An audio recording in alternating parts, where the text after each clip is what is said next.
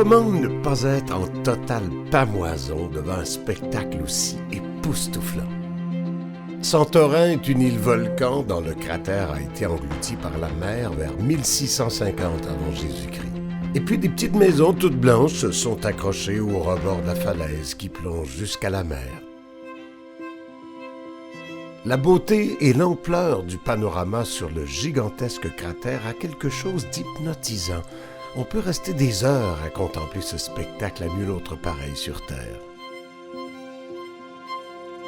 Idem pour le coucher du soleil à Ia, sur la pointe nord de l'île, qui attire une galerie de curieux entrelacés autour de la forteresse.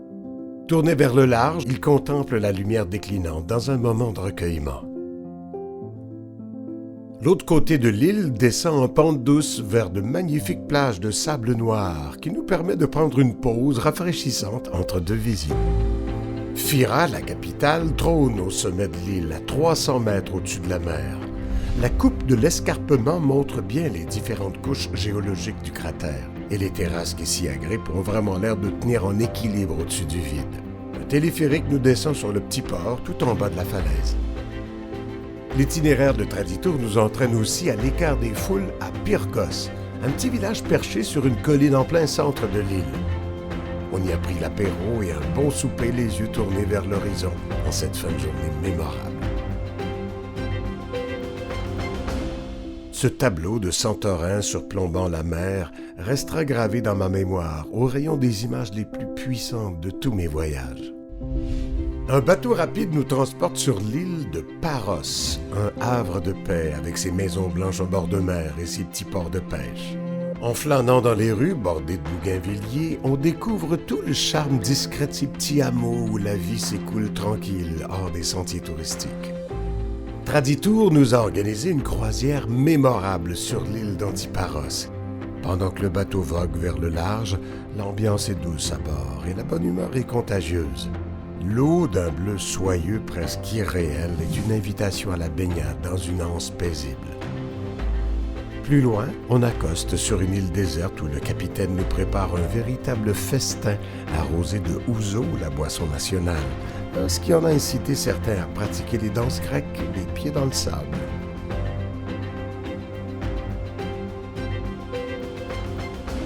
C'est en avion, depuis Athènes, que Traditour nous amène en Crète, la plus grande île de l'archipel grec. On visite la Canée et son ravissant port entouré de terrasses où on a pris une bouchée avant de se perdre en petits groupes dans ces quartiers pittoresques marqués par l'architecture flamboyante laissée par les Turcs et les Vénitiens. On croise des locaux affairés à leurs occupations quotidiennes et des commerçants fort sympathiques.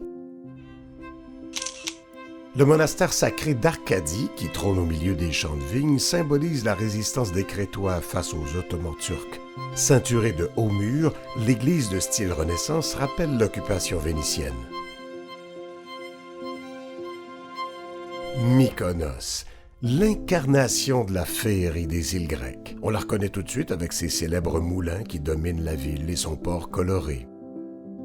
D'abord découverte par des peintres dans les années 50, elle est devenue une destination festive avec ses nombreux bars sur le bord de l'eau, comme ici dans la Petite Venise, où les vagues se brisent pratiquement sur des pieds de votre table, et ses boîtes de nuit qui attirent les fêtards du monde entier.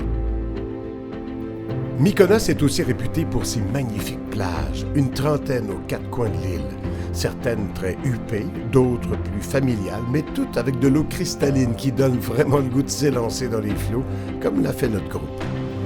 À Tchora, la capitale, on prend plaisir à se perdre dans le dédale de ces minuscules ruelles, un labyrinthe conçu d'ailleurs à l'époque pour piéger les pirates.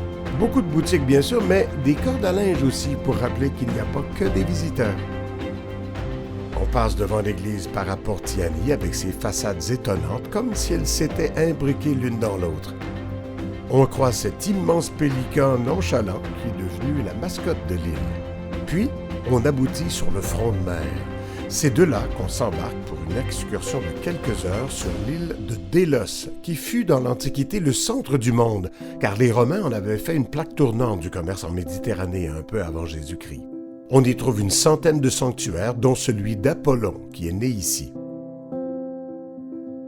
La journée s'étire sur Mykonos. On s'agglutine aux terrasses du port pour voir le soleil descendre sur les Cyclades, cette poignée de cailloux magnifiques dispersés dans la mer Égée.